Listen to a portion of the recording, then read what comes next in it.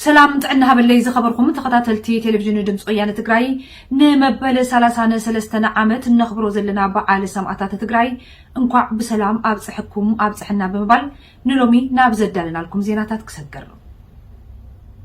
حزب تجراي كابجت أمدر كتفقون زمت ودمنياتات سلعتو مكيتم تجراينا حرا نموتا أبزقبر مربراب وشان يلونخ عسل بريزدان منقست تجراي تقارلاي دكتور دبرتيون قبر ميكائيل سويعوم حدش ولدو تجراي يفتصمون زلو دموق جننت دما نقيدوم اللو تقارلاي دكتور دبرتيون قبر ميكائيل بمخنيات لومي 15 سنة زخبر معالتي بعال سمعتات أبزحبو ومقلسي جكنا سراوي تجراي بشن سموي أفريكاوي جنرال ألولا عبانقا بستسيم أوبريشن يمزقو بزلو دموقات عوتات انقاع دسبلنا مسبلوم حزب تجراي حدرك قداموتن دحروتن سمعتات كعبرم مزاي ادلو بعلو نموسان قال كم زحدس تزاريبهم عبدالروم ذكر مبل 33 عامت السوات بشن جينا جنرال ألولا عبانقا بستسيم وفر سراوي تجراي أسر بحقوتاتو نوعات النتاتو أبوساتون نتاتون وريسو زمقبهم زلو عنصار عوتات أبوشتن تقن الله حزبنا انقاع دسبلكا نستنكروا سرحة سويتنا مراحنا زخون دمو عوتاتنا كم تكون في الدماء نتتاون دقاو ألسنا إذا خبرت على سواس نقلسلو بمتناني بذقاتاني كابزباو علامة فتح يبلو نعستات 24 عمتات مسمرهم صنعنا نتغالسو نايزوان وراتي أمام كاتكور مسوات خفلهم حالفو جغانو تغير في يمسن أباي زهيان أباي نفسون كمون كنغلت عمت بودي ملح حرت حايلتات تغنسلو جغانو تغير الجنرال فعار المكونن نجيب جنرال جزا بران تنذكر هاي كلهم سواتنا حضري بدون معاوتات يدبس خند اللون نغاس عليهم حضر سواتنا مزين عبر قلنا بمحداثين أبزوان حلواتنا ندحنتنا بغلصنا نمرقات ونكايدو زلنا ورارتينا يممكاتن كان بريت تغاي سالاري كانوا مسال تجمرة قارسن مسواتن نأتيني أدلنا مثل حدش حطو مسوات بمخانو نزلت لخوا أمس تسوو جيغانوون كنذكرون نجمرة قارس بمحيال كلهم ورد حيلتا بتنكا طاريا بحاسة لكذين بمقمار كلهم سواتنا أصنو هزغاينا وعقدل بعد خصوصين كنقبر أبذاكبر تعالت لقيمنا حديق قداموتن تحروتن سواتنا ينعبر لينا حدش دمو تاريخ بدمنا عم نسعف هاي تراترن جاغانو سمعتات تجراي فولي كبرتات زوننو نمسوعتي زي سسعون فنجي كي ترفز رقصون ازوم كبرتات ازي حدش ولدو كلا بسوم زقباع كبرات حافتتات كم زخونو تقارلاي دكتور دبرتيون قبر ميكائيل تزاريبهم بدي عمتو 15 سنة نذكره كاب جاغانو سمعتنا نأكار قلاتنا نمعرومن الورسوم نزقبونا كبرتات لذلوي جاغانونا كاب زنورون بزحات مثكلات كبرتات منغو ህዝባውነት علامة كاب مودعة مكلاس كل مرة يودلونت سرعات وفينت كل عينة مساعدة مختال استرخوا عوتها زي محقاب عرصة امنة عرصة مركوسان ذا مصر المغلاتي كالي زوب عبيت مكلات الكبرتات اليوم أبزو عن مكايرو ذلنا هزباو لنا نقول ثلاثة قلقلو عطيتنا حزنا نقر وحيل الكثير من الدبا سواتنا هزباو علامة لعلو القود اللي يطب المسرع نقول هيواتهم كيس السعو كل ما دعوا مسوعات الغفلو سنفولي تاريخ جغانيهم زوم جغانونا كابكاني سبسو اليوم كبرتاتهم عكيوم من تمعوات هزباو علامة ربحانا سبسكرين لهم فيجي كي ترسى رقيتهم بستنكروا بإيا أسرافو مخانمي جغانو تقارلتن هربنياتاتن تقرأي بسخفلو مسوعاتي عالم بعالمو دقاقي مذمسكر لهم تقبالنا أدان درخوا عبيت مصر طاوعيتاتن وعالتاتن نبتقاي هنا بيتبقيات مزقيوين داغماي درجي زخنه فاشستي ابي احمد دمنياتات صلت حزب تግራይ حيلታት تنكحتي كلل امحران والقملاخ اساس افورق نتواديدوم ጥይት ጥሜት ጾታው መጥቃዕትን ምዕናው ሃፍትን ከም መሳርሒ ኩናት ተጠቂሞም ህዝብ ትግራይ ንምጥፋእ ይሰርሑ ከም ዘለዎም ተጋድላይ ዶክተር ደብረጽዮን ገብረ ሚካኤል መስሐበሩ ህዝብን ጅግና ሰራዊት ትግራይን ግና ሃልዋትና ንድሕንነትና ንብቅልጽምና ኢሉ ብግፍዕታት ጸላእቲ ከይተሰኮነ ከቢር ተጋድሎ ይገብር ከም ዘሎን عوتات النحفسة كم زركبن حابيرو ملو عبدالو على سواتنا وررتي نتوسع انت فعل حدش ورار ورعمنا له لحالبو شو عطنا ورح زي مقراس ورار ولعلو ورار نادر عليه وفيرو من يوصلنا له يقولن برتقالو زي محيي لخريب تدي خوينو كاليو زيت اي ترين كراون فتما يهالن فلن خونون شوقات سنة جمروا مثلا سفح ورار كموتو سعر كم قمقام زلحنهم مدروا حيليلا لهم قاب وفي جينا جنرال الله بانا غاز تسينا وفي سراويتنا زقورو مثل خالين بجمروا تغيب كعتن فلي زوانو عن صار مسلم كانوا عطاسنا تمزقو نفتوتنا لحبن نطلعتنا دماروسهم كان نزقبر روسو في ناكايد يركب كان سنة تقرأي كابوانا وانو كانت اللحمن من هون بمخارو عايزين أيام هون جينا سراويتنا ممكن ده جهات الفتشمون فتشمو زلورن بركة زول في السراويتات أبطل سنة جزية مولو بمولو كدوم سومن كوتاتنا مكيلي فلاتنا أنا جزية مبر بغلسون عن كورن كمن خيل زبي تاريخه وفرنا تخير يركب سراويت تقرأي ووزن راح تكونه بلا نفسان تقولوا كمين عليه يسبون كم زل زرعي بحدا جزية بركة زول بوطها دمسستي أوبريشنال كايب سكالو الوفري ومقانون سراويت تقرأي مستن كرو عوطات أوبريشنال راس هلولا حد شاش بمسحها زلعيلة خبرن مسكانا يصحها أبزو فرين هزونا تفاتفون روين مسألة عوات بمقانون هزوناون كبرن مسكانا يصحها بذلك تجميل زلو وفري عبد العزيز تقرأي زي قصي تفاتفموك في السراويتاتن راحتن تدمسهم اللو ناب خلقوت زيناتاتنا كنسكر حزب تግራይ ዝረኸቦ መሰል ዓርሰ ውሳነ ዝኾነ ሓይሊ ዝሓርጎቶ ዘይኮነስ ውሩፅ ኣደቁ ኸፊሉ ዝረኸቦ ዓወት ስለ ዝኾነ ሕዝቡን ማንም ዝሕድጎ ሓይሊ የለን ተባሂሉሎም ነዚ ዝገለጹ ማሕበረ ተጋሩ ሰሜን ኣሜሪካ ኣብ ዘዳለዎ መበል 33 ዓመት ዝኽሪ ሰማዕታት ዝተረኸቡ መሪሕነት ነባራት ተጋድልቲ እዮም ዝርዝሩ ነቲ በዓል ዝተኸታተለ መሳርሕትና ክብሮ ሙልጌታ ከም ስዕብ ኣዋሊዱ ካቕርበልና እዩ ከም ህዝቢ ጨፍጨፎሙን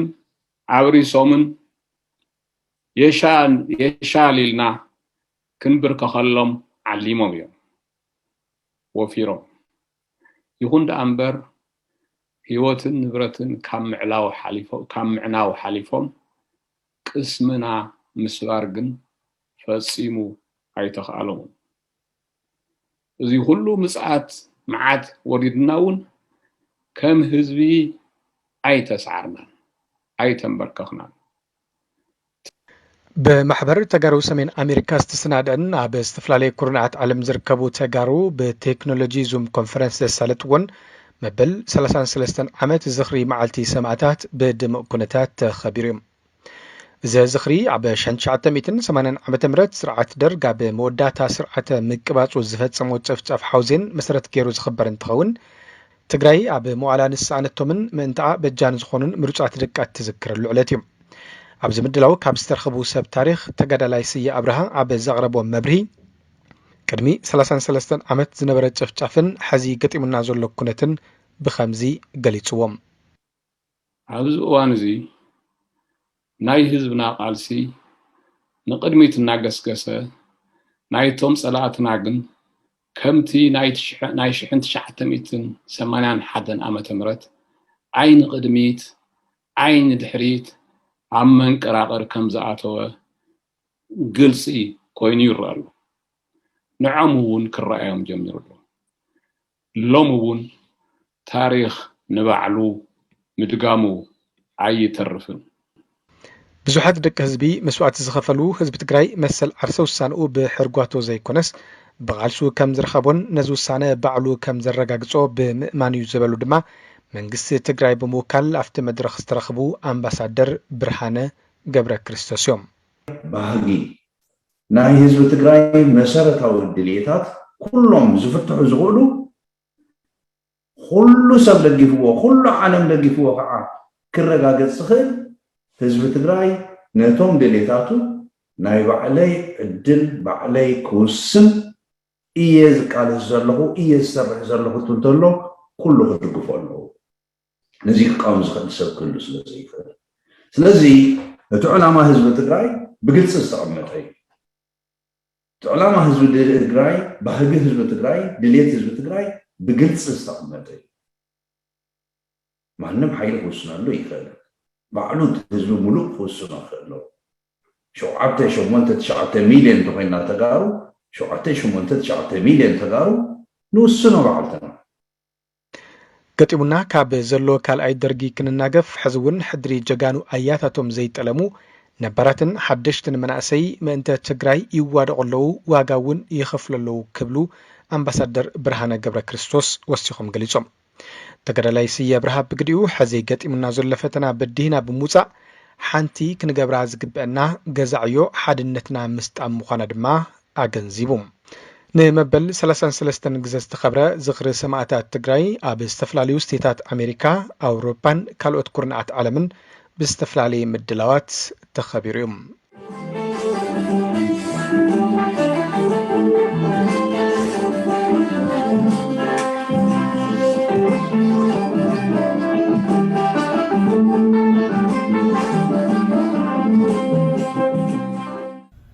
ደጀን ህዝብና ቅድመ ግንባር አትዩ ጸላኢ ንዝደምሰሰ ሰራዊትና ኣብ ምድጋፍ ዘይትካ ሓገዝ ከም ዝነበሮም ኣብ ወፍሪ ኣሉላ ዓባ ነጋ ዝተሳተፉ ኣባላት ሰራዊት ትግራይ ገሊጾም ኣለዉ ኣወጣሃኝ ብርሃነ ዝርዝሩ ካብ ሓራ መሬት ከም ስዕብ ካርበልና እዩ ከም ከብዲ ኢሎም ዝፈልጥዎን ከም ሽርጦም ዝፈኽሰሙን ዝተዓጥቕዎ ጠበንጃ ብሬን ስናይፐርን ድሽቃን ባሩድ እናጨነው የረኺበዮም ኣብ ጽዕጽዕ ኩናት ዝወዓሉ ኣይመስሉን ኣብ ገጾም ሕዝውን ወነ ህልኽ ቆራጽነት ይንበብ እዞም ታሪክ ክሰርሑ ዝተዓደሉ ጀጋኑ ደቂ ህዝቢ ድኻሞምን መቕሰልቶምን ብመንጽር በደልን ግፍዕን ህዝቢ ትግራይ ኣብ ምንካይ ዘለዎ ትርጉም እዮም ዝርእይዎ በዚ እውን ተደራራቢ ድፋዕ ኩዒቶም ካብ መብረቓዊ ውቅዒት ሰራዊት ትግራይ ክሕብኡ ዝፈተኑ ወረርቲ ቀሽሚዶም ሓመድ ድበ ካብ ዘእተው ኣብ ወፍሪ ኣሉላ ኣባ ነጋ ዝተሳተፉ ጀጋኑ ተጋደልቲ ትግራይ ሓራኸ ወፀት ዕረፍቲ የለን ይብሉ እዞም ኣባላት እዚ ህዝቢ እኮ እናተዋጋእኻ ናብ ቅድመ ግንባር ኣትዩ ፈትፊቱ ዘኹልስ ይብሉ ንኣና እኽልድዩ ማይድዩ ካሊእ ነገር ሙሉእ ማተርያላት ሙሉእ ዘይጎደለ ቀረብ ሒዙ መስዋዕት ዓርሱ እውን ወላ ንሰዋእ ካብቲ ጅግና መንእሰይ እዚ ካብቲ ህፃን እንትቆልዕ እዚ ቃለስ ደዚኣቶም ካብኣቶም ላዕሊ ይኾና ብዙ እንታ ካብዚስ ድሕሪ ልበል በዓትና ክናውፀልኩም ኣብዚ ከይትስሩ ንሕና ክናውፀልኩም እንትንብሎም ንሰዋእ ካብኣቶም ላዕሊ ይኾና ቀያሕቲ ደቅና እናስሊፍና ንኣኻትኩም ዘይኮነ ንማንም ክንከውን ኣይንኽእልን ብዝብል ህዝብና እውን እኽልን ማይን ኣብዛ ኣፍ ምሽግ ሒዙ ተጋነና አንተ ተኩስ ንሱን አፉን አኹለሰ ተጋነና አንተ ዝቆስል ተሸኪምና ወፀ ተጋነና አንተ ስዋዕ ንሱን ናውጪና ቀበረ ብጣዕሚ ጽቡቕ ስራሕትና ሰራሕ ኢሉ አግላይ ዝባል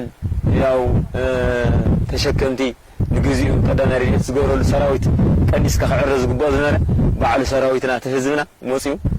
ያው ሓገዝ ኮይኑ ንክ ሰራዊት ክባራታዕን ቁፅሩ ክጎድልን ዘይገብር ህዝቢ ዝኒዮ ብጣዕሚ ተጋዳላይ ህዝቢ እኒና እምበር ሲቪል ዝባሃል የለና ትግራይ ኩሉ ተጋዳላይ ዝኒዮ ዝሙዑት ህዝቢ ሓደ መስዋዕቲ ዘይኮነ ዝተደራራቢ መስዋዕቲ ክትከፍለሉ ዘመን ይብሉ ጀጋኑ ኣብ ወፍሪ ኣሉላ ኣባ ነጋ ዝተሳተፉ ኣባላት ሰራዊት ትግራይ ንሕና እውን ናይ ህዝቢ ትግራይ ታሪክ ናይ ህዝቢ ትግራይ ጅግንነት ይልዕብርን ብዝበለፀ ንህዝቢ ትግራይ ዘይንኽእለሉ ነገር የለን እዚ ኢልና ነማርርሉ እስካ ሕጂስ ኣጋጢምና ይፈልጥና ካብሱ ብጣዕሚ ፅቡቕ ህዝቢ ትግራይ ይቃበለና ንባዕሉ ክዳን ለይቲ ዘይብሉ ክዳን ለይቱ ምስቲ ዝኒኦ ኢኮኖሚ ተቃዊሱ ዝኒኦ ክዳን ለይቱን ስጥራይ ዝዋን ሓዲሩ ናና ይዝኸድና ህዝብና በቃ እስካ መጨረሻ እንጀርኡ በልዕና እንትንበልዕ ተለናስ ኣነስ እንታይ ስለ ዝኾንከ እየ ዝበልዕ ዘለኹ እንታይ ኢድ ዝበኒ ዘሎ ኣነስ እንታይ ዓይነት ግዳጅ ክዋፅ ኣለኒ ንህዝበሲ እዚ እንትንእሶ እዩ ህይወተይ ምኽፋልስ ይንእሶ እዩ ህዝቢ ትግራይ የስተማቕሮ እዩ ምግዳልና ውሕስናን ዓርሰ ውሳነኣን ዘረጋገፀት ትግራይ ንምርኣዩ ዝብሉ እቶም ሰውራይ ቅድመ ግንባር እዚ ድማ ኣብ ሓፂር እዋን ክነረጋግጾ ኢና ይብሉ ህዝቤና በሰልና ባዕልና ክነረጋግጽ ኢና ዓርሰ ውሳነና ባዕልና ኢና ክንውስን ዘለና ህዝቤና እሞ እዚ ዝበለ ህዝቢ ነፃ ኮይኑ ባዕሉ ከመሓድር ዝደለየ መንግስቲ ክመርፅ እሞ መርፅና ኢና ኣብ ሓጭር መዓልቲ እቲ መንግስትና መሬቱ ክምለስ ናፍቲ ዝነበሮ ቤተ መንግስቲ ክምለስ ህዝብና እውን ፈየውሉን ክሓርስ ኣብ ሓጭር መዓልቲ ክነፃር ኣድርጎና ካብ ትግራይ ፀር ኣድርግና ካብኡ ድሓር ያረኸበና ሃልዋትናን ድሕንነትናን ብቕልጽምና ንድምፂ ወያነ ዝተዋደደ ጸብጻብ ኣወጣሂም ብርሃነ ካብ ሓራ መሬት ትግራይ خبر وزمانا ورجع زي سكالو دموغي تاريخ نوض دموغي وحبرنا زي حاسس بزلولو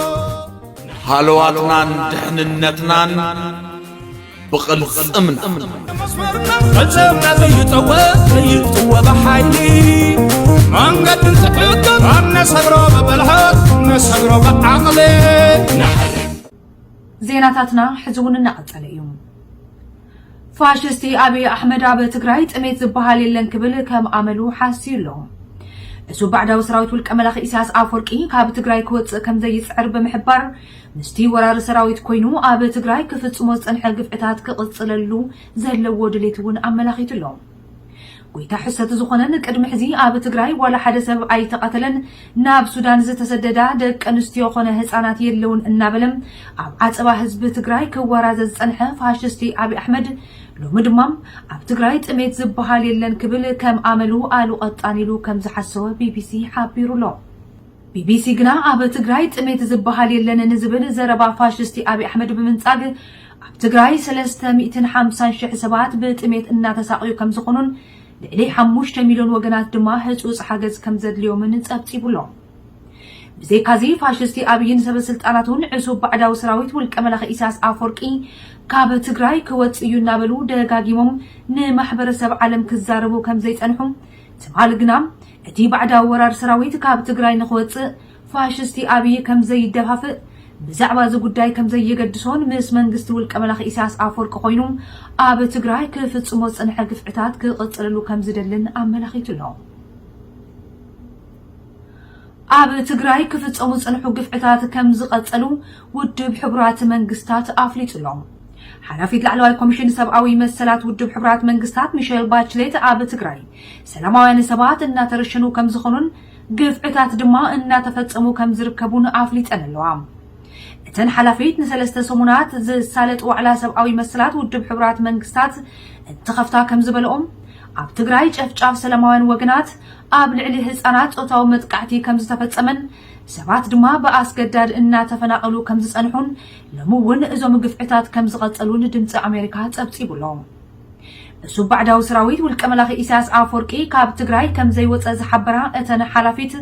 እቲ ባዕዳዊ ሰራዊት ካልኦት ሓይልታትን ኣውራ ተዋሳእቲ እቶም ኣብ ትግራይ ክፍጸሙ ዝጸንሑን ሕዚ እውን ዝፍጸሙ ዘለውን ግፍዕታት ከም ዝኾኑ ሚሼል ባችሌት ገሊጸን ኣለዋ ፋሽስቲ አብይ አሕመድ ሰላም እናሰበኸ ኣብ ኢትዮጵያ ብፍላይ ድማ ኣብ ትግራይ ተራእዩ ዘይፈልጥ ዕንወት ከም ዝፈጸመ ተገሊጹሎ ፋሽስቲ አብይ አሕመድ ብዛዕባ ሰላም ኣብዚሑ እናተዛረበም ብተግባር ግና ኣብ ዝተፈላለዩ ከባብታት ኢትዮጵያ ህይወት ብዙሓት ወገናት ከም ዘጥፈአ ኣብ ትግራይ ብዝወልዖ ኩናት ብኣሽሓ ዝቁፀር ህዝቢ ከም ዝተቐተለም ልዕሊ 2 ሚሊዮን ዝኾኑ ሰባት ካብ መረበቶም ከም ዝተፈናቀሉን ብሚሊዮናት ዝግመቱ ወገናት ድማ ብጥሜት ክሃልቕ ይሸባሸብ ከም ዘሎን ጋዜጣ ዘ ኒውዮርክ ታይምስ ጸብጺቡሎም እቲ ፋሽስታዊ መራሒ ንዕሱ ባዕዳዊ ሰራዊት ውልቀ መላኺ ኢሳያስ አፈወርቂ ብምዕዳምን በቲ ባዕዳዊ ሰራዊት ብምትእማንን ሉዓላዊነት ኢትዮጵያ ከም ዘድፈረን ተራእዩ ዘይፈልጥ ብዙሓት ጨፍጫፋትን ጾታዊ መጥቃዕታትን ከም ዝፈጸመን እቲ ዜና ሓቢሩሎም ብተወሳኺ ፋሽስቲ አብይ ብሰንኪ ዝወልዖ ኩናት ዝተኸሰተ ጥሜት ኣብ ዝሕዚ እዋን ልዕሊ 350,000 ተጋሩ ከይሃልቁ ተሰጊኡ ከም ዘሎም በቲ ዝፈጸሞ ወራር ድማ ምብራስ ዓሌት ከም ዝተፈጸመን ቀንዲ መንቀል እቲ ኩናት ድማ ህዝቢ ትግራይ ንምልካዊ ኣካይዳ ፋሽስቲ አብይ ብምቋም ባዕሉ ብዝመረጾ ሓይሊ ክምራሕ የምባሉ ጥራሕ ከም ዝኾነ እቲ ጋዜጣ ኣመላኺቱሎም እዚ ፋሽስታዊ መራሒ ስልጣን ንበይኑ ብሒቱ ክገዝእ ከም ዝደልን